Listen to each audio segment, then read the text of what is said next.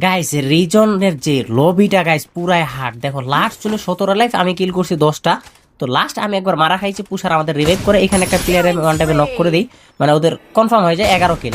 তো যাই হোক তারপর আরেকটা প্লেয়ার আমাকে রাশ করার পরে যে বিজনের যে জাতা দিয়া তারে একবার ফেদা বালাই ফেলছি, মানে একবার নক করে ফেলছি। যাই হোক এটা কনফার্ম করার পরে এরপরে দেখো লাস্টে আমি মানে কিল পাই না, কিলটারে এইটা দেখো হেডশট মারছি, হেডশট মারার পরে ওই প্লেয়ারটা দেখো কিলটা নিয়ে চলে গেছে এক প্লেয়ারে।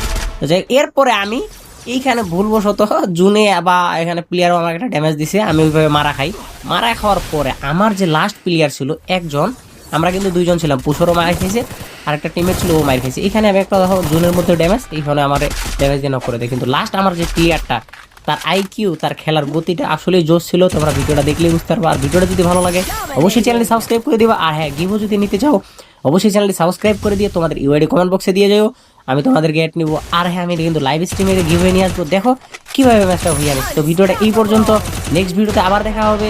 আল্লাহ হাফেজ।